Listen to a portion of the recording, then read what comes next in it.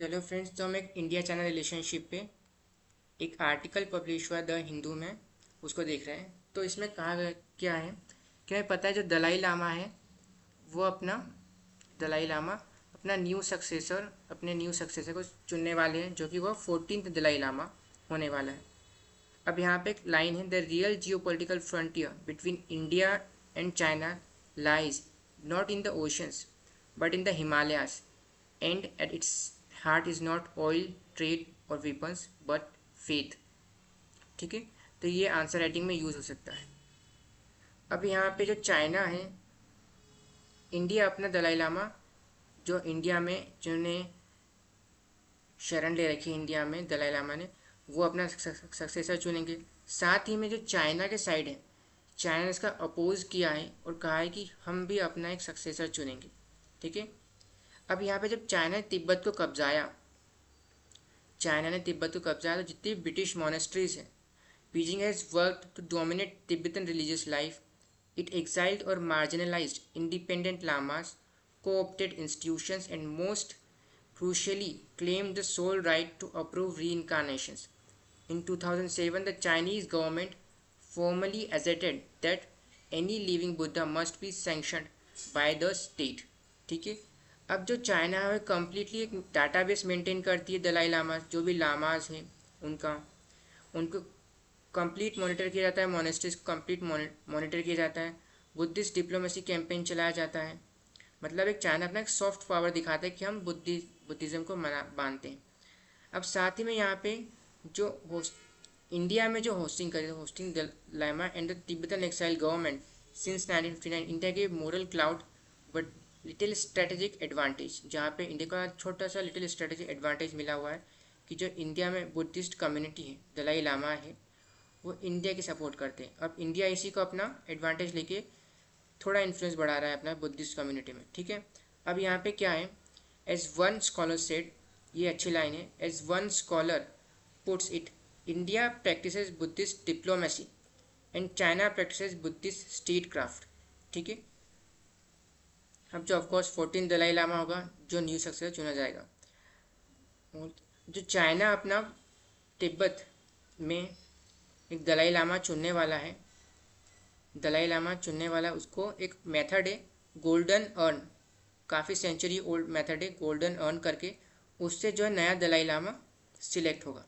ठीक है, जो कि लहासा में अपने दलाई लामा की पोस्ट को रिप्रेजेंट करेगा। ठीक है, अब आपको पता ही है कि चाइना जो है तवांग रीजन क्लेम करता है birth place of 6th Dalai Lama through military posturing but also through a spurious cultural logic कि दैट कहते हैं कि तिब्बत जो है, तवांग जो है एक टाइम पे तिब्बत का पार्ट हुआ करता था, इसीलिए तवांग जो है चाइना का पार्ट है, क्योंकि चाइना तिब्बत में है, तिब्बत जो है चाइना में है। ठीक है, अब जो इंडिया ने काफ़ी सारे, फॉर एग्जांपल चाइना ने काफ़ी ज़्यादा इन्वेस्टमेंट भी किया हुआ है, बीजिंग ने, चाइना ने काफ़ी ज़्यादा इन्वेस्टमेंट किया। For example best example Lumbini, birth place of Buddha. ठीक है, उसके बाद हम आगे चलते हैं, सेम यहाँ पे कि काफ़ी सारे डिफरेंट बुद्धिस्ट के सेक्ट है अलग अलग जिससे। ठीक है, फॉर एग्जांपल कर्मा पास, दोरजे, जो शुगन, जो काफ़ी ज़्यादा इसमें क्या है डिफ्रेंशिएशन हो रहा है, मतलब क्या कि नहीं, अब दलाई लामा को हम रिप्रेजेंट करते हैं और बुद्धिस्ट सेक्ट को हम रिप्रेजेंट करते हैं, तो इसका जो है जियो पोलिटिकल फ़ायदा इंडिया और चाइना उठा रहे हैं। ठीक है, अब यहाँ पे जो फाइट है वो प्रैक्टिकली लेजिटिमेसी पे है कि मतलब किसका दलाई लामा लेजिटिमेट है। ठीक है, किसका दलाई लामा लेजिटिमेट है। यहाँ पे एक वर्ड यूज़ किया है रिलीजियस पेजेंट्री, मतलब क्या होता है, किसी भी रिलीजियस को एज ए विजुअल फॉर्म में दिखाना, किसी भी रिलीजियस को विजुअल फॉर्म में दिखाना रिलीजियस पेजेंट्री कहलाता है। फॉर एग्जांपल हम दिवाली सेलिब्रेट करते हैं, ठीक है, उसके बाद हम रथ यात्रा निकालते हैं। ठीक है, तो इसको क्या बोलते हैं, रिलीजियस पेजेंट्री का पार्ट होता है ये। अब यहाँ पे क्या है, कंट्रीज विद सिग्निफिकेंट, अब चूँकि इंडिया और चाइना दोनों अपने अपने दलाई लामा सेलेक्ट कर रहे हैं, तो अब ऑप्शन बनता है, अब प्रॉब्लम यहाँ होती है कि श्रीलंका हुआ, for example Sri Lanka, Bhutan, Nepal, Myanmar, जहाँ काफ़ी सारे बुद्धिस्ट लोग रहते हैं। अब उनको ऑप्शन और फोर्स किया जाए कि आप साइड पिक करो। Countries with significant Buddhist population from Mongolia to Sri Lanka may be asked to take sides, मतलब आप किसकी साइड हो?